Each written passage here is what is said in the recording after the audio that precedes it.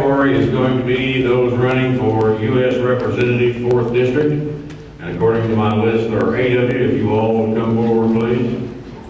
We'll take a blood sample and then move on. I don't know. While they're all filing up here and sitting down, I'll tell you a cute story.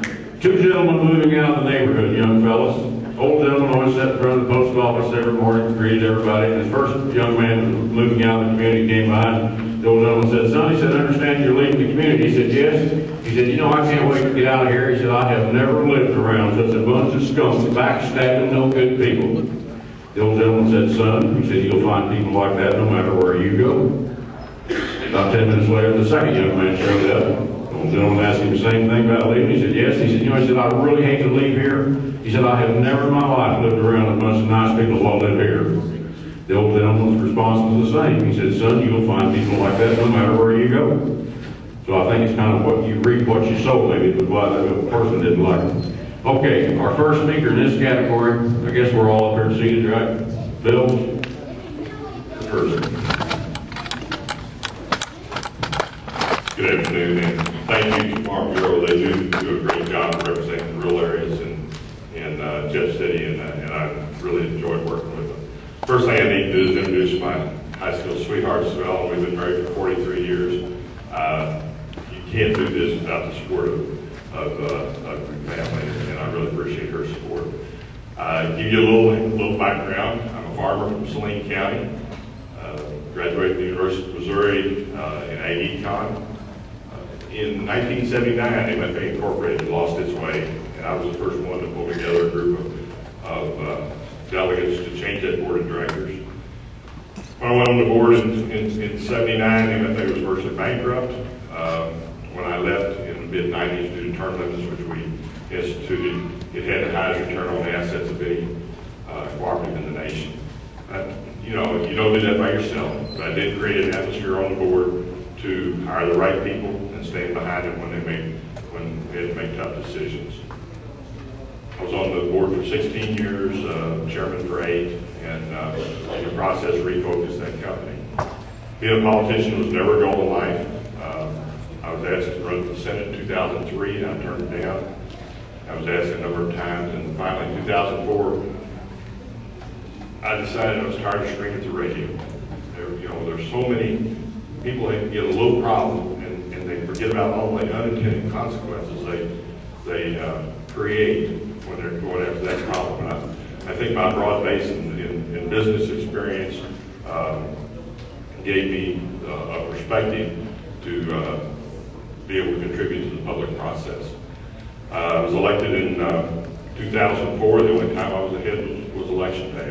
I'm a Republican running in the Democrat district. I'm the first Republican ever to represent the 21st Senatorial District. 1 year into the Senate, I was named Chair of Transportation by leadership. I think that they saw something in me that they wanted to exploit. Re-elected again in 2008 with 64% of the vote. And the only way a Republican gets elected in a Democrat district is good communication with their constituents. And I think that 64% plurality and Democrat district says that our constituents appreciate what we do. I also chair the Republican caucus in the Senate. I think that says my colleagues appreciate my activities. We have got to quit spending more than we take in on the federal level. You simply cannot continue to build up debt after debt. We stand to be the first generation to pass on lower standard of living to our children than the opportunities we had. It has to be under control.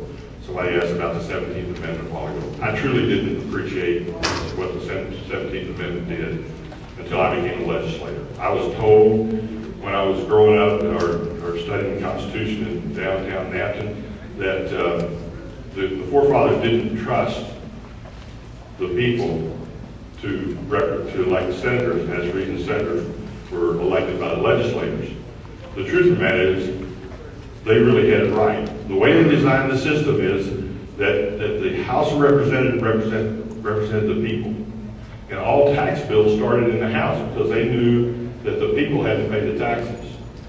The Senate was selected by the state legislature because they represented the various states. That's the reason the Senate has to approve treaties, because they were obligating the various states to something outside their boundaries. And so the Senate was represented the various states, the House represented the people.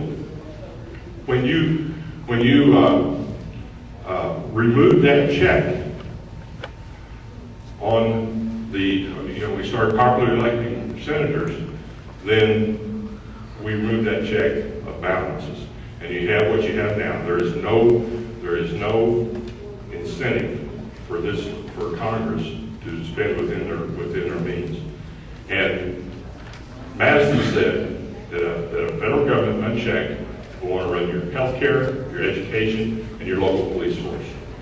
Obama appointed a judge for the 9th district that said that what those guys said didn't matter. Folks, they knew what an overburdensome federal government was.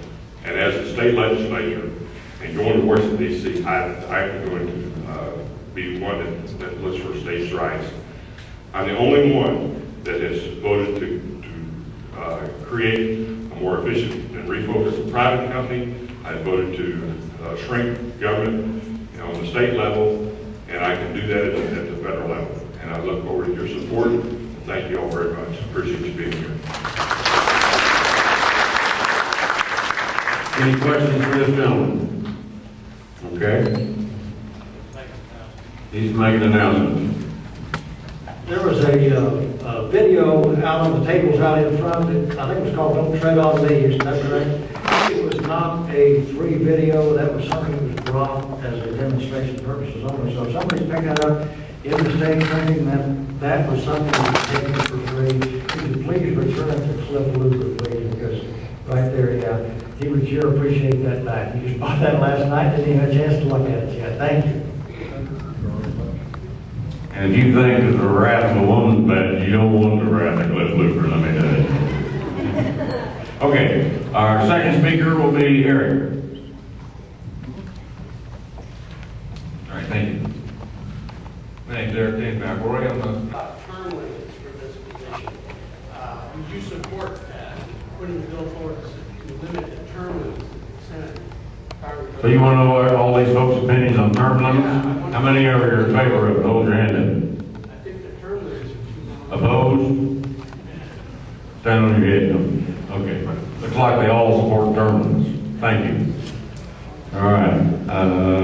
Leonard, you're next.